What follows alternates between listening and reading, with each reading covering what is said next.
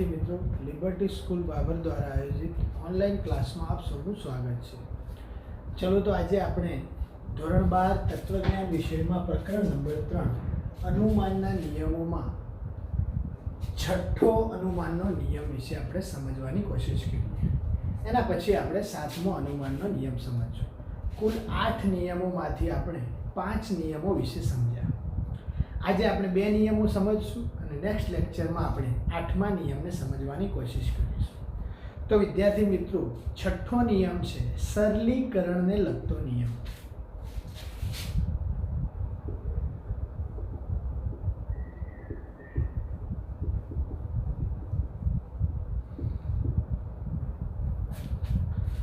સરલીકરણને લગતા નિયમ, આ નિયમમાં આપણે P ને નિષ્પન્ન કરવાનું છે. એટલે કે કથનમાં સમુચ્ચય વિધાન લેવાનું છે અને સમુચ્ચય વિધાન આપેલું હોય તો એમાંથી કોઈ એક વિધાનને નિષ્પન્ન કરવાનું છે. આ નિયમ આપણને આ સમજાવે છે.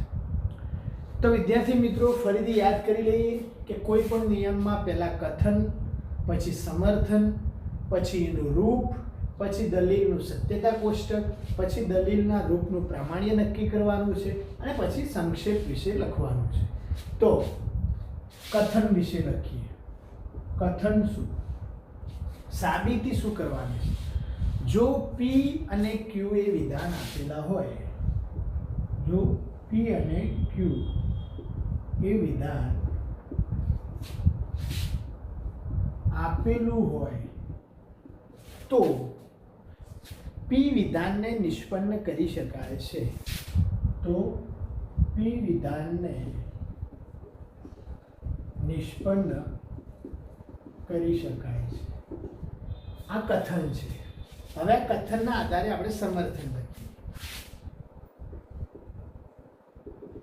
સમર્થન: જો P અને Q વિધાન સત્ય હોય તો P વિધાન પણ હંમેશા સત્ય જ હોય છે. શું છે કથન? જો P અને Q વિધાન સત્ય હોય તો P વિધાન હંમેશા કેવું હોય છે? સત્ય જ હોય છે. કારણ શું? તો સત્યતા મૂલ્યનો નિયમ. કોનો? સમુચ્ચયના સત્યતા મૂલ્યના નિયમ પ્રમાણે ક્યારેય પણ જો P અને Q વિધાન સત્ય હોય તો P વિધાન ક્યારેય પણ અસત્ય હોઈ શકે નહીં. તો કારણ આપણે દર્શાવવાનું છે. કારણ કે કયું? P અને Q એ સામુચ્ચયિક વિધાન. કયું વિધાન છે આર્યું? સામુચ્ચયિક વિધાન સત્ય હોય. કયું? કારણ શું? કે P and Q સામુચ્ચયિક વિધાન સત્ય હોય તો P વિધાન પણ હંમેશા સત્ય હોય છે. એનું કારણ શું? તો કારણ કે P અને Q એ સામુચ્ચયિક વિધાન જો સત્ય હોય તો એનું એક સમુચ્ચિત P સમુચ્ચય, તો એક સમુચ્ચિત P એ સમુચ્ચયના સત્યતા મૂલ્યના નિયમ પ્રમાણે સમુચ્ચયના સત્યતા મૂલ્યના નિયમ પ્રમાણે અસત્ય હોય જ ના શકે. અર્થાત હંમેશા કેવું હોય? હંમેશા સત્ય જ હોય છે. બરાબર? હવે આપણે દલીલનું રૂપ લખીએ. તો શું? P અને Q, તેથી P. આ એનું શું થયું? રૂપ થયું. હવે રૂપના આધારે આપણે સત્યતા કોષ્ટક દોરીએ. તો વિદ્યાર્થી મિત્રો, સત્યતા કોષ્ટકમાં તમને યાદ છે કે 2 વિધાન છે તો સ્તંભ કેટલા આવે? 2. તો એક P નો સ્તંભ અને એક Q નો સ્તંભ. અને 2 સ્તંભ હોય તો હરોળ 1, હરોળ 2, હરોળ 3 અને હરોળ 4, એટલે કે કુલ કેટલી હરોળ આવે? 4 હરોળ આવે. કેટલી હરોળ આવે? 4. હવે આધાર વિધાન કયું છે? P અને Q. બરાબર. ફલિત વિધાન કયું છે? P. તો આ શું છે? આધાર વિધાન. આ કયું છે? ફલિત વિધાન.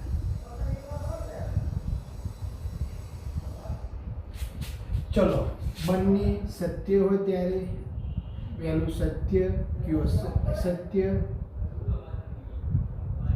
P અસત્ય, Q સત્ય, બંને અસત્ય. બરાબર. P અને Q જો બંને સત્ય હોય તો P અને Q કેવું? સત્ય. એક સત્ય અને એક અસત્ય હોય તો સમુચ્ચય સત્યતા મૂલ્યના નિયમના પ્રમાણે અસત્ય. કોઈ પણ એક અસત્ય હોય તો સમુચ્ચય સત્યતા મૂલ્યના નિયમ પ્રમાણે અસત્ય, અને બંને અસત્ય હોય તો અસત્ય. P કેવા છે? તો સત્ય, સત્ય, અસત્ય અને અસત્ય. તો હવે વિદ્યાર્થી મિત્રો આપણે દલીલનું પ્રમાણ્ય નક્કી કરીએ. દલીલના રૂપનું પ્રમાણ્ય. તો પ્રમાણ્ય ઉપરના આ જે કોષ્ટક છે સત્યતા મૂલ્યના, આ કોષ્ટકમાં તમે જોશો તો આધાર વિધાનની બધી હરોળો જોતા એ સ્પષ્ટ થાય છે. આધાર વિધાનની બધી જ હરોળ જોતા એ સ્પષ્ટ થાય છે કે કયા નંબરની હરોળ? ફક્ત પ્રથમ હરોળ સત્ય છે, અને તે જ હરોળમાં ફલિત વિધાન પણ કેવું છે? સત્ય. હરોળમાં ફલિત વિધાન પણ કેવું છે? સત્ય જ છે. તેથી દલીલ કેવી છે? પ્રમાણભૂત છે. દલીલ કેવી છે? પ્રમાણભૂત છે. તો વિદ્યાર્થી મિત્રો, આ દલીલ પ્રમાણભૂત છે એનું પ્રામાણ્ય નક્કી કર્યું. સંક્ષેપ. અંગ્રેજીમાં આ નિયમને સિમ્પ્લિફિકેશન કહેવાય છે. અંગ્રેજીમાં આ નિયમને શું કહેવાય છે? સિમ્પ્લિફિકેશન. અને એને સંક્ષેપમાં નિયમને સિમ્સ તરીકે ઓળખાય છે. સંક્ષેપમાં શું ઓળખાય? સિમ તરીકે ઓળખવામાં આવે છે. તો વિદ્યાર્થી મિત્રો, છઠ્ઠો નિયમ સરલીકરણને લગતો નિયમ, જેમાં જો P અને Q વિધાન આપેલું હોય તો P નિષ્પન્ન કરી શકાય. આવું ના આવું આમાં P અને Q વિધાન આપેલું હોય તો Q વિધાનને નિષ્પન્ન કરી શકાય, એ પણ આવી શકે. તો P અને Q જો સત્ય હોય તો Q વિધાન પણ હંમેશા સત્ય હોય, જો Q ના બારામાં આપ્યું હોય તો. તો વિદ્યાર્થી મિત્રો, આ સરલીકરણના લગતો નિયમ છે. હવે બીજો નિયમ, 7મા નિયમ.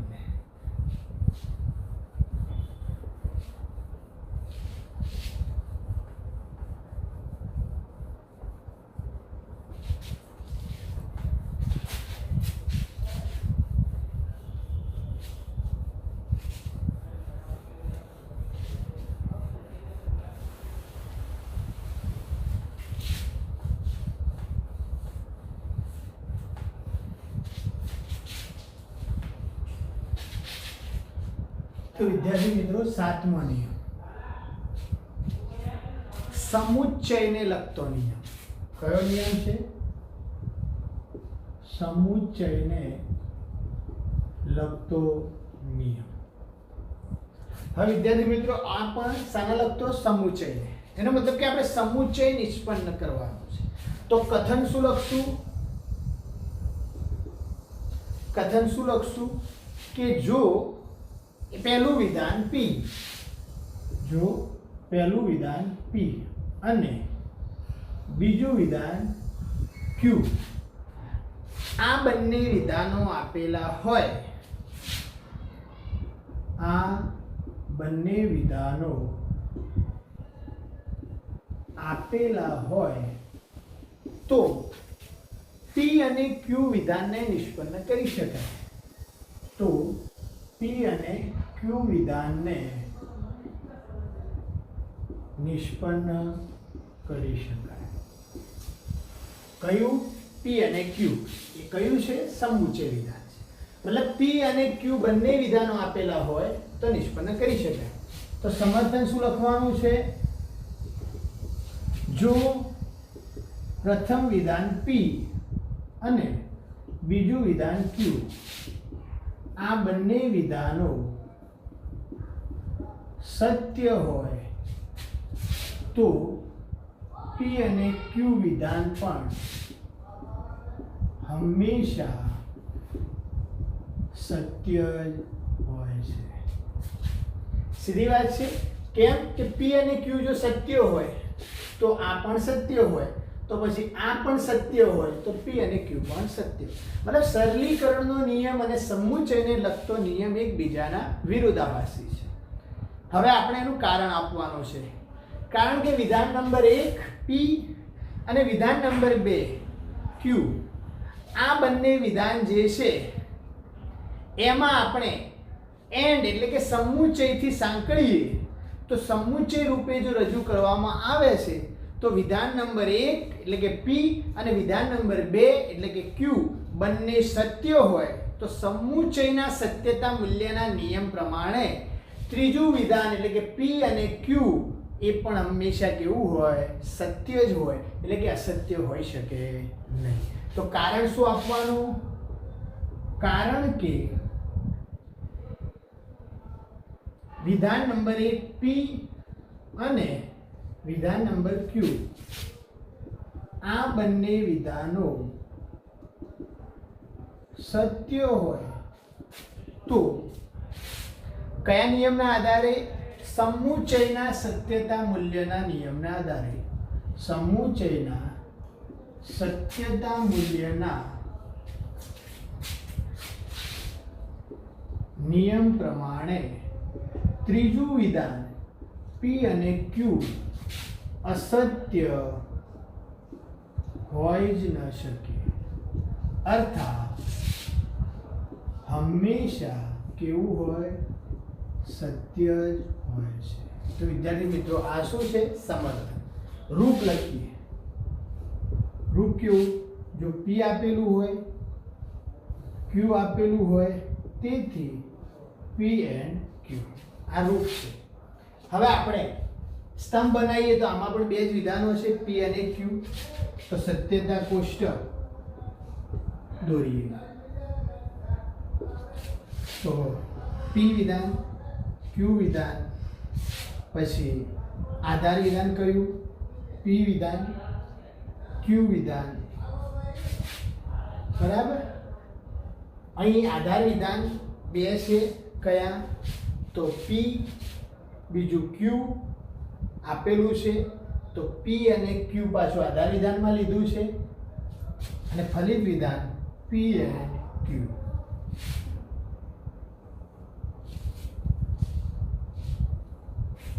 ઓકે વિદ્યાર્થી મિત્રો, હરોળ નંબર 1, હરોળ નંબર 2, હરોળ નંબર 3 અને હરોળ નંબર 4.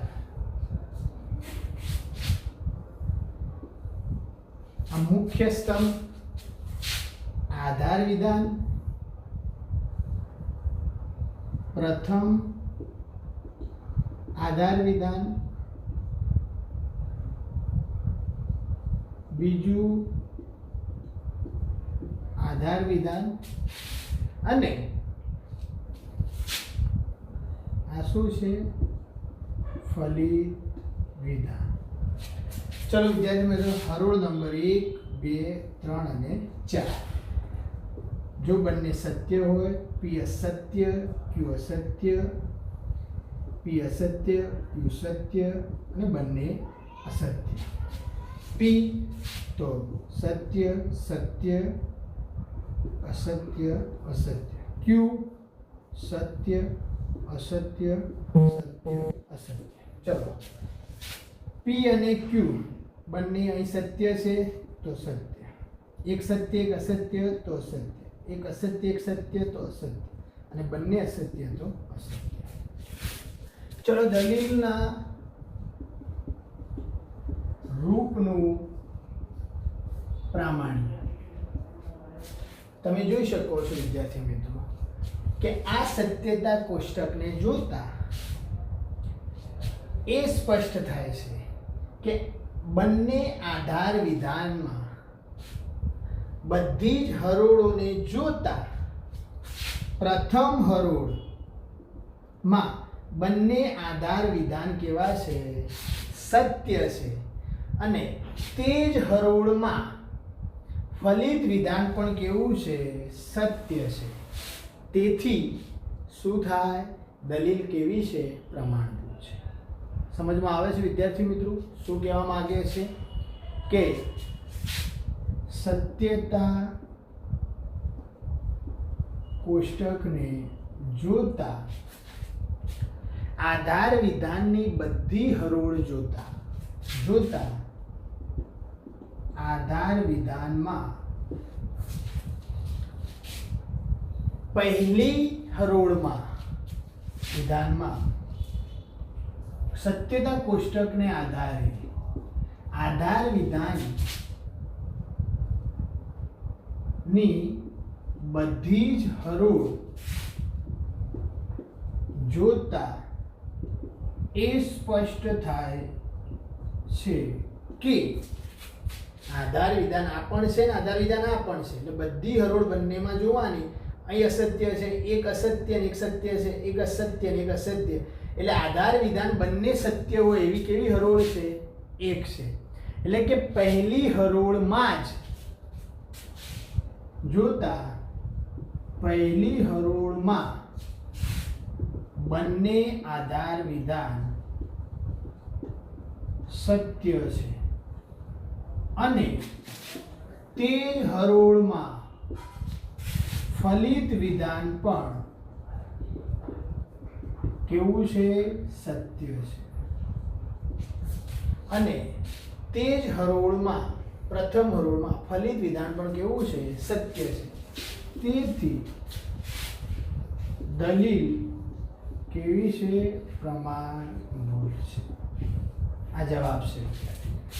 હવે સંક્ષિપ્ત જેમ સરલીકરણને સિમ્પ્લિફિકેશન કહેતા હતા એમ સમુચ્ચયને લગતા નિયમને શું કહેવાય છે? કંજક્શન. શું કહેવાય છે? અંગ્રેજીમાં આ નિયમને કંજક્શન કહે છે. અને આ નિયમને સંક્ષેપમાં લખવું હોય તો શું? કંજ. એટલે કે એના પરથી કંજક્શન તરીકે ઓળખવામાં આવે છે. તો વિદ્યાર્થી મિત્રો આજે આપણે અનુમાનના નિયમોમાં બે નિયમો એટલે કે એક સરલીકરણને લગતો નિયમ અને એક સમુચ્ચયને લગતો નિયમ વિશે સમજ્યા. હવે છેલ્લો નિયમ છે અનુમાનના કુલ 8 નિયમો છે એમાં વિકલ્પ વૃદ્ધિને લગતો નિયમ એ આપણે નેક્સ્ટ લેક્ચરમાં સમજવાની કોશિશ કરીશું. તો વિદ્યાર્થી મિત્રો આજનું આપણું આજે તત્વજ્ઞાનનું લેક્ચર છે એ પૂરું થાય છે. નેક્સ્ટ લેક્ચરમાં આપણે 8મા નિયમ સાથે મળીશું. Thank you.